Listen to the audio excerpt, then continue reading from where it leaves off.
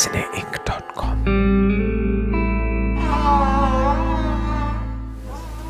Then kick. Rolling कर रहे हैं? Okay, fine. 3, 2, 1. They are the only market where print, television and digital media, all three are going. Private media, which is supposed to be independent and fourth pillar of the democracy, has virtually collapsed, I would say. Section of the media has suddenly turned as spokespersons of the current establishment. I mean, so they do a better job than the spokespersons of the government. This is a kind of fourth kind of revolution after print, radio and TV. This is the fourth revolution that we are talking about.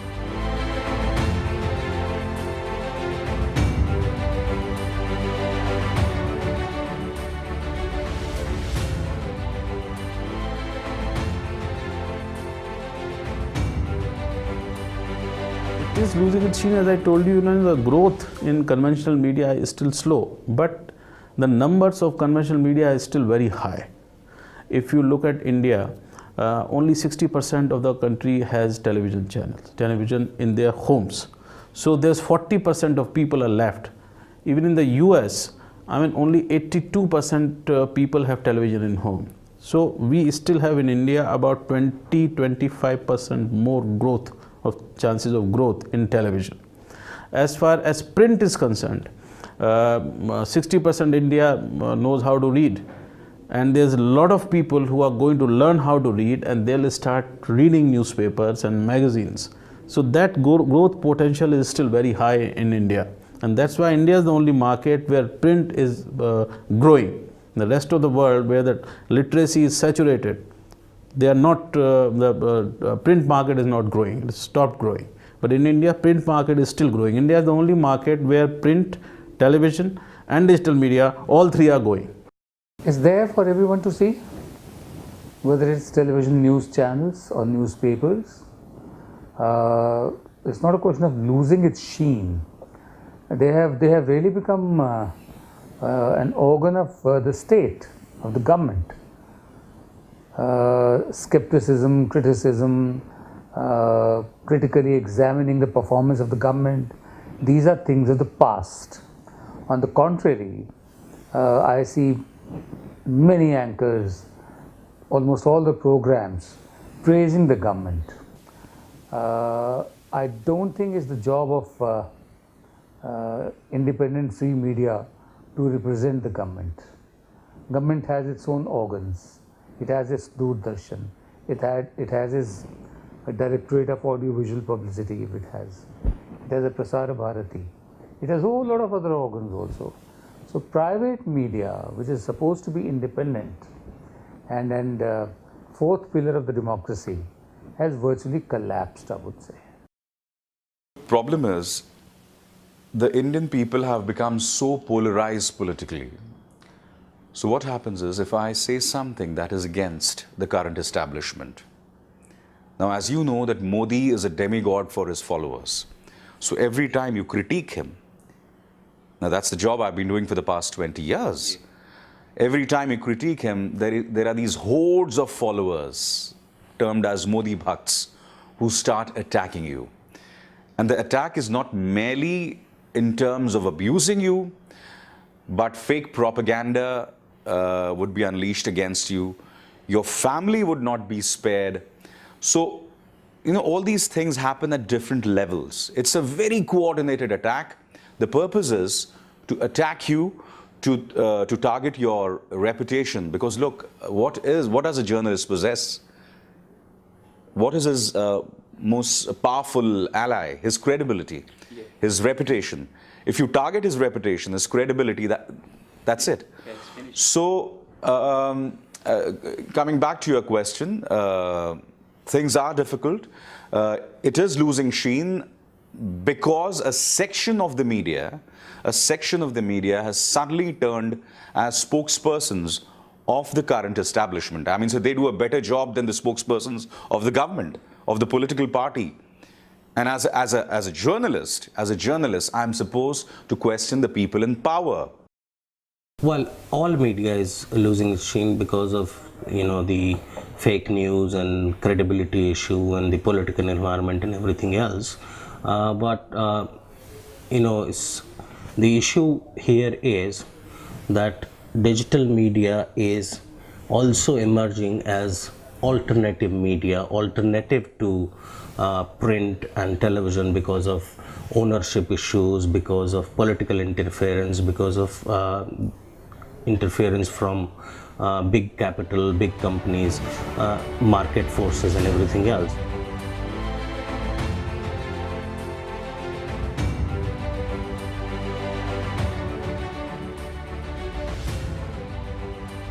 I would never say any new discovery or any new thing is ever a threat. It's a progression. See, television wasn't a threat to radio. It was a different medium. There was no need for radio to feel threatened. Radio had to find a separate corner for itself. Similarly, radio, television and newspaper have to coexist. Probably have to make themselves more, pacey, and they have to have their own digital platforms. The content that they are creating needs to be simultaneously on their own digital platform, so that whatever they invest in those contents, it reaches everyone. See, why I say this, because this year the total advertising spend is 61,000 crore on television. That's the total, media spend on this thing. As compared to that, and there is a 10% growth every year, and by 2020 it is predicted it would be more than 65,000 crore, the media spend on television. It is not a threat. As I said in the beginning, they are complementing each other in so many different ways. They are challenging each other in so many different ways. There are issues. This is the question exactly: is digital media a threat to conventional media? People asked, and I remember, I've been a journalist for last 26, 27 years, that when the TV came, people said that newspapers will be dead. The fact is that newspaper circulation is rising and steadily rising. It has never fallen since TV came. The moment TV came, people said newspapers will be finished. Instead, newspapers have been growing. And why is that happening? It's happening because there is a huge population in India of semi-literate people, neo-literate people, and people who are just, graduating from one level to another. So people who have basic phones will upgrade themselves to smartphones. They will become your new consumers. But at the same time, people who have television and didn't have access to premium channels, for example, when their lifestyle improves, they will move to Netflix. And then is Netflix a threat to conventional TV? Probably no, because there will be new customers coming in. I won't say that conventional media will die out. I mean, conventional media, especially if you talk about India, print media and all, it's been on a rise. Radio, television, newspapers, it's been rising in India, so it wouldn't die down. But definitely, digital has given traditional more healthy competition, I would say. So it's a win-win situation for the audiences, because audiences are spoiled for choices. So even now, traditional media can no longer be complacent. It has to up its game. It has to be out there on the digital platform also. And I think it's only healthy because it's giving us a lot more interesting content. It's a very difficult question to answer because I feel both complement each other. It's got its problems, as I told you. It becomes a tool for propaganda in the hands of a political party which has tremendous presence in the digital world. I feel they kind of complement each other. It might threaten mainstream media only because access to digital platforms is very, it's very convenient. For example, I can watch or I can read an article on my mobile, and also all the stuff that you see on a mainstream news channel can be downloaded and you can watch it on your cell phone. But then that also means strong internet connectivity which is a huge problem in India. In a lot of places, so you have problems even in cities. The place where we're sitting, Noida, which is the most high-profile city of Uttar Pradesh. I wouldn't say digital media is a threat, because they couldn't care for the threat. They just want to maintain the news channels, the conventional media owners. They just want to maintain their news channels, keep paying salaries, reduce the staff, and go on act as darbaris. Whereas digital media is full of people who want to say their thing, what they believe in. There's a flip side also. There are many people who are misusing the social media also, digital media. The trolls, for instance, the propagandists, for instance.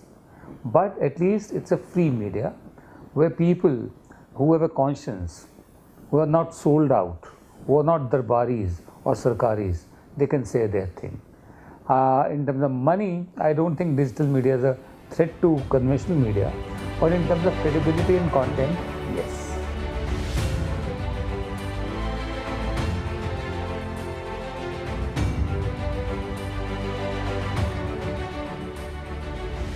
Digital media specifically to my life, I think it's a very narrow answer. It's very important for all of us today. What I could tell is being a part and having had internships with several digital media organizations, what we've understood is that our main agenda is to put the news across to the people without any kind of bias decisions and let them be the judges of what our news is like. I think that's the most beautiful thing about digital medium. You let the audience decide, because back in the day, you had the agenda setting theory, you know. Digital media's power is huge and immense. Talk about the latest big journalistic things which shook this country. What happened? The stories done by The Wire, for example. Stories that nobody was publishing about BJP president's son and his income and everything else. Television didn't do it. Conventional print didn't do it. Who did it? It's a digital platform called The Wire, and they did the story because their structure is very nimble. It requires, very few people to do things. It is not that cost intensive as TV or print. So people who have journalistic skills are coming up with these parallel platforms, parallel to big TV companies, parallel to big print publications, and if they have a story to tell, they are making their mark. It's a low-cost operation, which a youngster can afford. All right, even if 3-4 youngsters like your team, even if you pull in some money, get a camera finance. These are not very expensive cameras. Or even we can record with our phone easily. Yes, you can do that with your phone also. First of all, cost is very low, so this has come within the reach of everybody. Small platforms have started doing big stories, and big platforms, which means the newspapers, news channels, have suddenly stopped doing stories that they should be doing. If you've seen the big stories that have come out have been actually done by a lot of digital platforms, like The Wire, for instance, which is run by Mr. Siddharth Virdrajan and Mr. M.K. Venu. They have done some fabulous stories. Then there are other digital platforms that are very critical, who are actually doing the job that a journalist ought to be. And here is where I feel that the mainstream media is lacking. It's not as if mainstream media is not doing, but you've got to understand that the mainstream media is constrained by a lot of things in terms of help, financial help from the government, advertisements. And then since there's a government that likes to control everything, I suspect that they also have a control over advertisers, over various brands. So that's another problem. For me, digital media is present and future. Why? Because I am not even a graduate right now. I'm in my 3rd year and I did my 2 internships. And it was because of digital media that I could do it independently. I didn't have to depend on the camera person to go out with me. I could cover the stories, I could do vox pops. And the best part is it's immediate.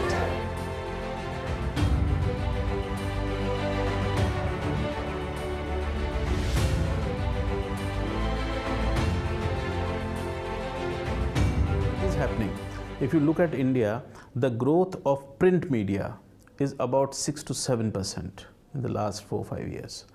The growth of television about 10 to 12%. But the growth in advertisement revenue of the digital media is more than 30%. So it means they are shifting more and more money on the digital media. And also because of social media, the money is turning towards digital media, because you cannot connect your television channel to Facebook, to Twitter, to Google, and to all these things, or in China, in Weibo and all that. So that's why this money is connected to the social media, and that's why the digital news is now very well entrenched with the social media. So every digital news platform has a social media platform as well, like we have, your Facebook, your Twitter, your Instagram, all that. No, it's not happening in the way people want it to happen. I have a lot of friends who work in digital marketing. It's a huge challenge. It's an uphill task to monetize things digitally, and even when you're trying to monetize, there are 4 or 5 big players in the market like Google, YouTube, Facebook, Twitter, the Instagram. All these players, they control everything that happens on their platform, and they decide what kind of money you will make or you will not make. It's not in your control. See, viewers are definitely shifting, but to what extent advertisers are shifting, that you need to look into. As I told you earlier also, the advertising revenue is expected to be 65,000 crore in 2020.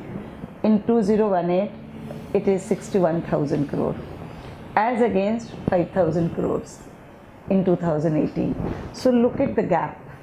So the advertisers are not going to shift. They will probably have additional budgets, but they have yet not started shifting complete money from conventional medium to digital platform. They are spending money, but it's not a huge amount of money as of now.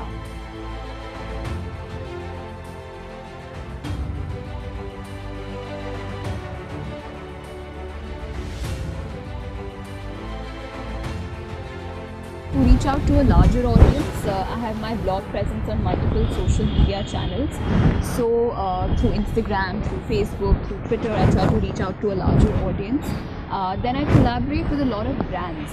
So brands such as fashion, lifestyle, travel, they try to do a 360-degree campaign with me in order to reach the right audience, because now even brands have realized that just putting up an advertisement in a newspaper or in television doesn't necessarily translate into sales, or the kind of audience they reach out to is very large. So they want to reach out to their specific audience, and with a blog, which is a niche audience, we can reach out to a specific audience, and the results that the brands are looking for also is much better. So I do 360-degree campaigns with brands, which means I write blog posts for them, I do videos for them, I talk about them on social media, I use the products, share my honest opinions about the products, and that is what my readers value. There are a lot of revenue sources in digital platform. If you look at the big digital companies, look at Reuters, look at the Guardian, look at New York Times, they are now getting as much money from digital platforms as they are getting from their earlier traditional platforms. Like Guardian says now 50% money is coming from the newspaper sales, and 50% money is coming from their downloads and from their subscription on digital. So that is one source. Advertising, that's a big thing. Second thing for digital is also that people are now investing in digital future, and they are because of the valuation of the companies are all very high, they are investing in digital companies. So a small company like ours, someone may, because looking at its future of many years, they would like to put in some money in and buy the equity of the company and give more cash in hand for the company. So that's how digital is. Otherwise, the main thing in digital is either you have to have ads or you have to have subscription. Public funding is one. Then there are independent trusts, like for instance, I know many online portals which are being run by funding by the public, contribution by other people, and these are independent people who are running these digital platforms. Even if a trust contributes, a trust consisting of corporates, they have nothing to do with the editorial content. What used to be the case with news media, that the owners were not interfering in the editorial content. Same thing is happening here. There are no owners here. There are only contributors, and public is the biggest contributor. It's a very, very low cost operation.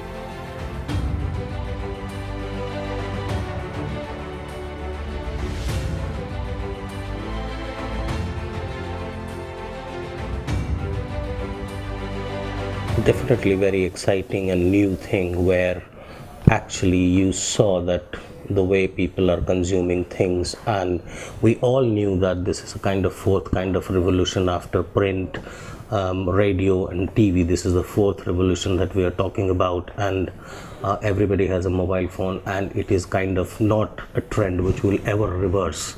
You know, from day one we all knew that we will be at this stage.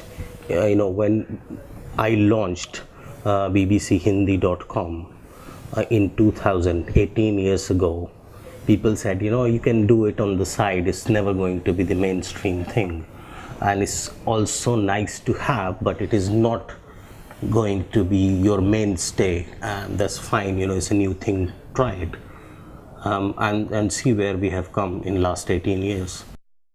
Conventional media is dated, it's time bound. Like my tonight's bulletin will be driven by today's news. All right? So tomorrow it will not be relevant. So that changes the nature of my content. It pertains to only a 24-hour cycle. Whereas if I am on digital media, it can be accessed anytime, 10 years from now also. So it's not dated. So I go more towards theme-oriented programming. So it depends. I mean, I don't think digital media as of today is good for news bulletins as of now. You should look ahead at the future, and the future is digital. Future is digital. We've been discussing so far that what is the current situation. The current situation that the conventional television is still alive and kicking.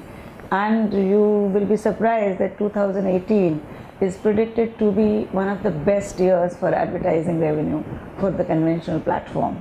So if they are smart, they would have their simultaneous digital platforms. They will have proper distribution. They will map the market, which I am sure they must be doing. It is the medium of the future, because people are having less and less time to watch television for news.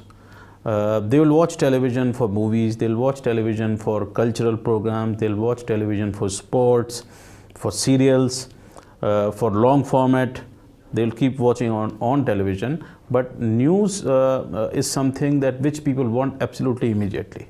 And the most immediate platform of news is digital on your smartphone. So that's why it's going to be the platform of the future.